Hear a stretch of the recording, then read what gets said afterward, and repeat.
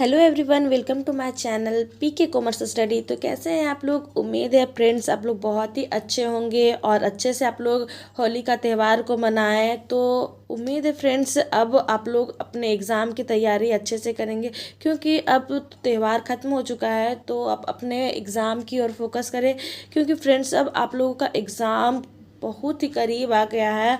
तो अब एग्ज़ाम की तैयारी पे लग जाएं। तो आज का क्वेश्चन है, अपूर्ण प्रतियोगिता क्या है? अपूर्ण प्रतियोगिता की परिभाषा एवं विशेषताएं बतलाएं। फ्रेंड्स मैं बता दूं, ये क्वेश्चन आप लोगों का इकोनॉमिक सब्जेक्ट का है और ये क्वेश्चन एग्ज़ाम में बहुत बार रिपीट किया हुआ है। तो आप लोग भी ये क्वेश्चन को अच्छे से पढ़ ले और अच्छे से समझ ले, ताकि आप लोग के एग्ज़ाम में आए तो ये क्वेश्चन का आंसर इजी वे पे आप लोग दे पाएंगे। तो फ्रेंड्स मैं बता दूं, पिछले वीडियो में मैं आप लोगों को इकोनॉमिक्स का एकाधिकारी प्रतियोगिता के बारे में बताई हूँ, पूर्ण प्रतियोगिता के बारे में बताई हूँ। अगर आप लोग अभी तक वो वीडियो को नहीं देखे हैं तो आप लोग चैनल के प्लेलिस्ट में जाके पूर्ण प्रतियोगिता और अपूर्ण प्रतियोगिता के बारे में अच्छे से समझ ले, क्योंकि फ्रेंड्स ये सब क्वेश्चन एग्ज़ाम में बहुत बार रिपीट करता है और आप लोगों के लिए भी काफ़ी यूज़फुल होगा। तो चलिए फ्रेंड्स वीडियो को स्टार्ट करते हैं। वीडियो को स्टार्ट करने से पहले अगर आप लोग पहली बार हमारे इस चैनल पर विजिट किए तो सबसे पहले आप हमारे इस चैनल को लाइक करें, सब्सक्राइब करें और बेल बटन पर क्लिक करके ऑल पर क्लिक ज़रूर करें, क्योंकि फ्रेंड्स इस चैनल पे मैं हमेशा आप लोगों के एग्ज़ाम से रिलेटेड मोस्ट इम्पोर्टेंट क्वेश्चन इस चैनल के माध्यम से प्रोवाइड कर देती हूँ। और आप लोगों के एग्ज़ाम से रिलेटेड या यूनिवर्सिटी कॉलेज से रिलेटेड किसी भी तरह का कोई इन्फॉर्मेशन होता है तो इस चैनल के माध्यम से आप लोगों को मैं इन्फॉर्म कर देती हूँ। आप चाहे तो आप हमें टेलीग्राम चैनल पे भी फॉलो कर सकते हैं। टेलीग्राम पे जाके पीके कॉमर्स स्टडी सर्च करके आप हमें वहाँ पर भी फॉलो कर सकते हैं, या फिर मैं आप लोगों को टेलीग्राम चैनल का लिंक डिस्क्रिप्शन बॉक्स में दे दूँगी। आप लोग वहाँ से भी हमारे इस चैनल पर विजिट कर जाएंगे, क्योंकि फ्रेंड्स अगर आप लोगों की यूनिवर्सिटी और कॉलेज से रिलेटेड किसी भी तरह का कोई इन्फॉर्मेशन होता है और मैं आप लोगों के लिए वीडियो नहीं बना पाती हूँ तो मैं आप लोगों को टेलीग्राम चैनल के माध्यम से इन्फॉर्म कर देती हूँ। तो चलिए फ्रेंड्स वीडियो को आगे बढ़ाते हैं। आज का क्वेश्चन है, अपूर्ण प्रतियोगिता क्या है? अपूर्ण प्रतियोगिता की परिभाषा एवं विशेषताएं बतलाएं। तो अपूर्ण प्रतियोगिता फ्रेंड्स, जैसा कि हम लोग पहले पढ़ चुके हैं, पूर्ण प्रतियोगिता और अपूर्ण प्रतियोगिता। पूर्ण प्रतियोगिता में बहुत सारे क्रेता और विक्रेता होते हैं और एकाधिकारी प्रतियोगिता में सिर्फ कुछ ही मात्रा में विक्रेता होते हैं, यानी कि किसी एक वस्तु का इकलौता विक्रेता जो होता है वो एकाधिकारी कहलाता है, और जो जहाँ पे बहुत सारे क्रेता और विक्रेता होते हैं उसे पूर्ण प्रतियोगिता कहा जाता है। तो ये दोनों के बीच में जो गैप रह जाता है उसे ही हम लोग अपूर्ण प्रतियोगिता कहते हैं, क्योंकि फ्रेंड्स रियल मायने में कहे तो पूर्ण प्रतियोगिता और अपूर्ण प्रतियोगिता एकाधिकारी प्रतियोगिता और पूर्ण प्रतियोगिता का मध्यस्थ है, क्योंकि पूर्ण प्रतियोगिता में बहुत सारे क्रेता और विक्रेता होते हैं और एकाधिकारी प्रतियोगिता में सिर्फ एक विक्रेता का अधिकार होता है उस वस्तु के बेचने में। तो उन लोगों के बीच में जो गैप मिलता है वो अपूर्ण प्रतियोगिता कहलाता है। तो चलिए फ्रेंड्स अब हम लोग इसका शाब्दिक मीनिंग समझते हैं कि अपूर्ण प्रतियोगिता क्या होता है। अपूर्ण प्रतियोगिता किसे कहते हैं? पूर्ण प्रतियोगिता और पूर्ण एकाधिकार दो परस्पर भिन्न काल्पनिक दशाएं हैं।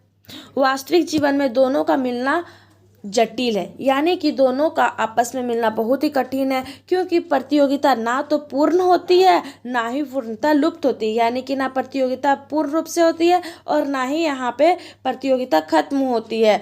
तो व्यवहारिक रूप से इन दोनों के मध्य में जो अवस्था पाई जाती है, मध्य की इस अवस्था को ही अपूर्ण प्रतियोगिता कहते हैं। यहाँ पे अपूर्ण प्रतियोगिता को श्रीमती जॉन रॉबिन्स ने और अपूर्ण प्रतियोगिता को प्रोफेसर एडवर्ड चैम्बरलिन ने एकाधिकारी प्रतियोगिता के नाम से पुकारते हैं। इस प्रकार अपूर्ण प्रतियोगिता तब होती है जब विक्रेता का वस्तु मांग वक्र गिरती हुई स्थिति में होता है, अर्थात जब पूर्ण प्रतियोगिता की विभिन्न दशाओं में से किसी एक दशा का अभाव हो जाता है तब यह अपूर्ण प्रतियोगिता हो जाता है।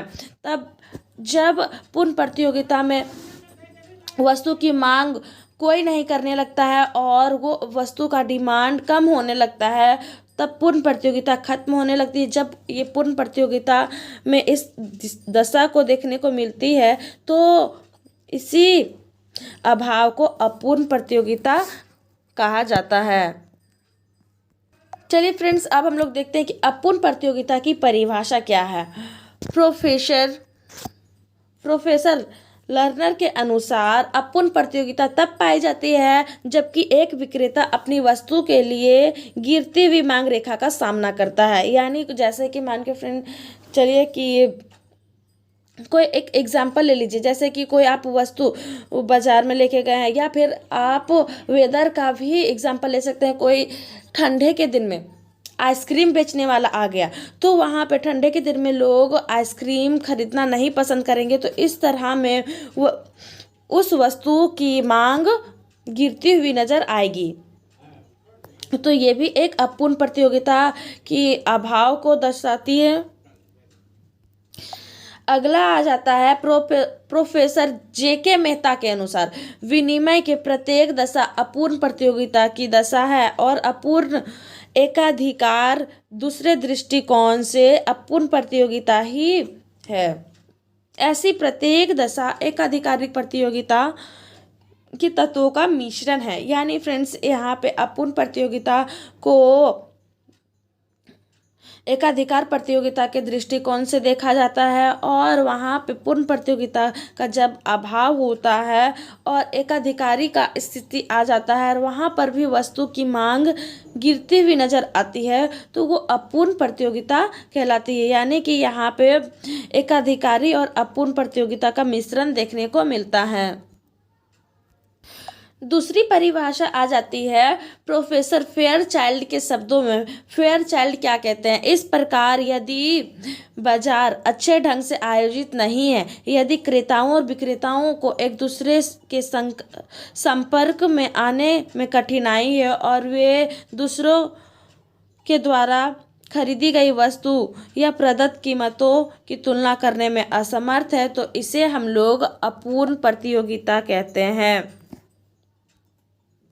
तो देखिए फ्रेंड्स, निष्कर्ष यह निकल कर आता है कि निष्कर्ष के रूप में कहा जा सकता है कि अपूर्ण प्रतियोगिता वह दशा है जिसमें क्रेता और विक्रेता बहुत ही थोड़ी मात्रा में देखने को मिलती है और उनके बीच प्रतियोगिता बिल्कुल ना के बराबर होती है। उस वस्तु को खरीदने वाला की कमी दिखता है, वहाँ पे कोई भी क्रेता विक्रेता ज़्यादा मात्रा में नहीं होता है, उनके बीच प्रतियोगिता नहीं होती है, जिसके फलस्वरूप प्रत्येक व्यक्तिगत क्रेता या विक्रेता वस्तु के मूल्य को प्रभावित कर पाता है। अपूर्ण प्रतियोगिता की प्रमुख विशेषताएं निम्नोक्त होती है। चलिए अब हम लोग देखते हैं कि अपूर्ण प्रतियोगिता की विशेषता क्या क्या होती है। देखिए फर्स्ट में यहाँ पे दिया गया है अपूर्ण प्रतियोगिता क्रेताओं और विक्रेताओं में कम संख्या, यानी कि अपूर्ण प्रतियोगिता में ना क्रेता ज़्यादा होते हैं ना विक्रेता ज़्यादा होते हैं। दूसरा में बताया गया है प्रत्येक व्यक्ति क्रेता या विक्रेता में वस्तु की बड़ी मात्रा में मांग या पूर्ति द्वारा मूल्य को प्रभावित कर सकने की क्षमता का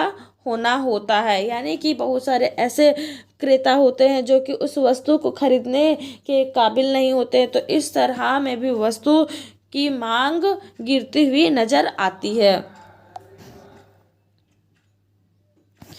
तीसरा पॉइंट आ जाता है आप लोगों का कि उत्पादक या विक्रेता द्वारा वस्तु के प्रकार या गुण में वास्तविक या काल्पनिक भेद करना होता है।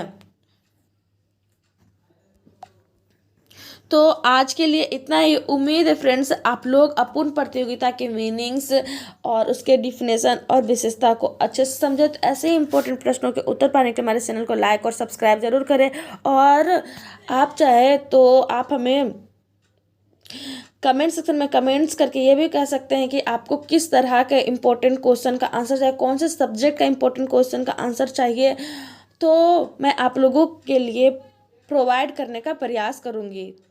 धन्यवाद।